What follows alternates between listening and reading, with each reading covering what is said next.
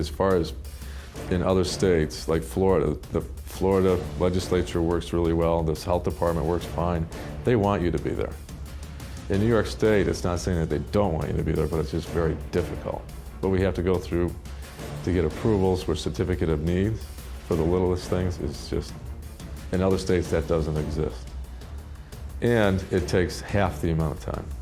Like I just bought 3 nursing homes, it took me a year and a half. If I was in Alabama or Arizona, it would have taken about a month. If you're doing exactly what the state wants you to do, or a certain municipality wants you to do, it's a fairly simple process, although it's usually still a much more protracted experience than, at least the only experience I can speak of is a project that we did in Florida probably about 7 or 8 years ago, where we built a significant project in the middle of a city, on the outskirts of a city in Delray Beach, and that process took about 6 months to get our final permits on that project. In contrast, we did a project here in New York State dealing with some state agencies, and that project took us about 6 years to get to permitting. In fairness, that included environmental aspects of Mother Nature that we were contending with when we were waterfront. But 6 years was a bit long, and at the end of the day, what's frustrating is the project really didn't change much from what was introduced on day 1 until what was approved on year 6.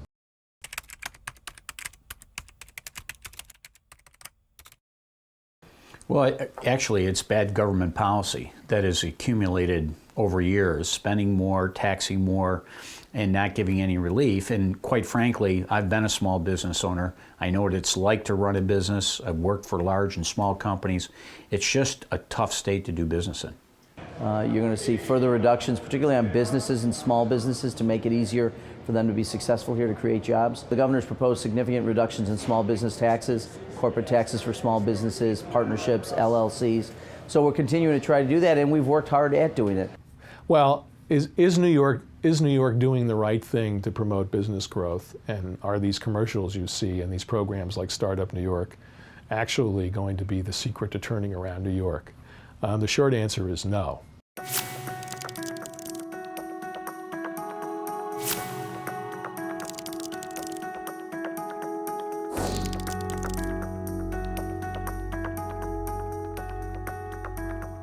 But what about the existing businesses? It's hard to get help on a local basis to keep afloat.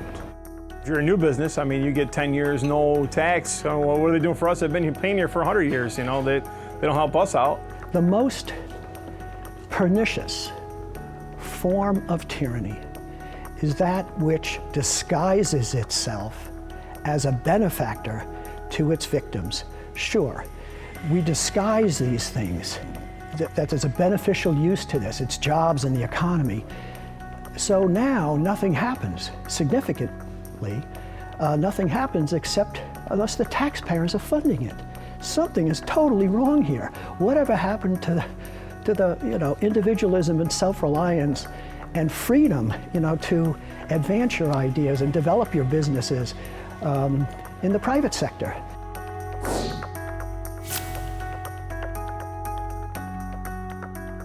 Being a small community place, I'll say New York is kind of tough on small businesses. So New York, I think, should step it up and give some kind of incentives to help those local people stay in business, because as they say, as small business go, so does the economy.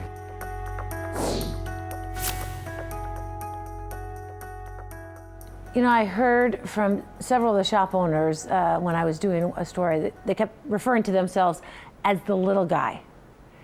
You know, I'm just this little guy trying to run my business, trying to feed my family, but I can't do what I want to do.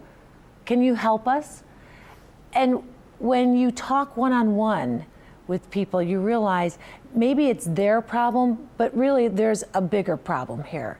And then when I started looking into it, I heard a lot of similar stories in different counties, and then we really knew we were onto something. Meet Todd Curtis. He has 2 licensed businesses in Honeoye, Ontario County, but says he can't expand or hire more employees without a 3rd license to do state vehicle inspections. Facilities like mine that have auto repair, used car sales, a growing business, and I cannot have an inspection station for my customers. Why is that? Who do you blame? New York State. There's businesses that want to grow in the state of New York. There's businesses that are leaving the state of New York. This might be one of the reasons why. In 2011, the New York State Department of Motor Vehicles put a cap on the number of inspection stations by county. Monroe County's cap is 454 licenses.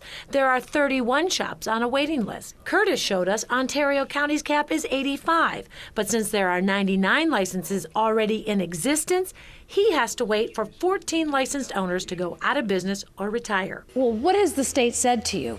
You're on the waiting list? That's it. What else have they said to you? That's it. You're on a waiting list. But why cap the number of licenses? I reached out to officials at the New York State Department of Motor Vehicles. So you're not making anybody available to us? No interviews, but they responded with an email that said the cap, quote, ensured that there is a manageable network of properly regulated inspection stations, and also said an applicant can buy an existing business with an inspection station license in good standing. I went to the president of the State Association of Service Stations and Repair Shops. So one guy could sell his license for $10,000, another guy could sell it for $20,000. That's correct. So what would you do to get a license with the cap already and there's waiting lists? I try to negotiate the best deal I could possibly get with a person on that's has their license listed either on Craigslist or word of mouth. We went on Craigslist Tuesday and found one operation in Ulster County selling a licensed business for $35,000 and another in Buffalo for $30,000, which is way more than Todd Curtis budgeted. He estimated applying for a new license and buying the required computer system from the state would cost him about $5,000 total. I'm willing to give the state $5,000 to get my license. Why do I have to buy one off the street for $35,000? But boy, you know, I've got a lot of emails that I got to go through from people that have been responding, and I just took a call as well, and they said, there's more to this story. And I said, you're right. So we're relying on our viewers to keep telling us about what's happening at their business. How is the state system impacting them?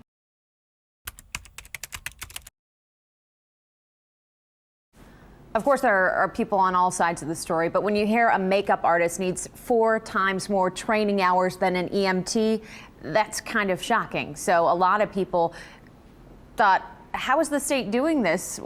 Why is the state doing this? And those are the answers that we're trying to get for them.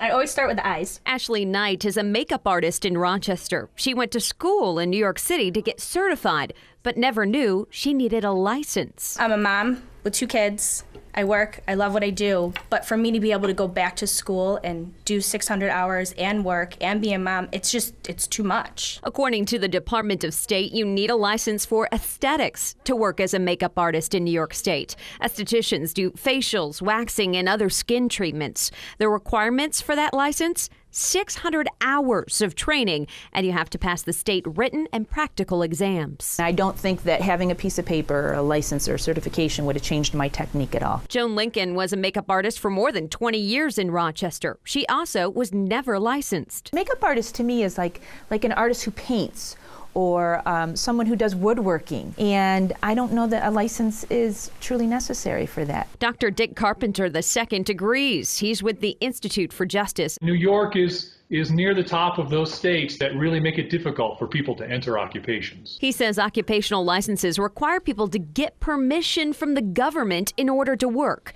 According to a White House report, more than a quarter of U.S. workers now require a license to do their jobs. What they're going to have to do is spend enormous amounts of time just earning the license rather than earning a living. Having a certificate, having a DBA, doing what the state wanted me to do already, why are they going to require me to do more? I took Ashley's concerns to State Assemblyman Harry Bronson. He is a member of the Economic Development and Job Creation Committee. The requirements to get these licenses may hinder people from pursuing jobs and getting jobs. Yeah, I think that, certainly we need people to have the knowledge and the understanding so that they can safely provide those services. You have to have 600 hours of training and a license. Some people think that's a little crazy. The state has an obligation to take care of the health and welfare of its citizens. We want to make sure that their health is protected and that they're not being scammed. But why 600 hours of training? For comparison, State Department of Health officials say an EMT has to complete between 140 and 170 hours of training to get licensed. So I pressed Assemblyman Bronson again. They are hoping that this is something that can be reevaluated. Sure, like I said, I'm not opposed to looking at it on a case-by-case basis. Ashley has her own ideas of why the state requires this license for makeup artists. It's just another bit of money that they have to get out of you.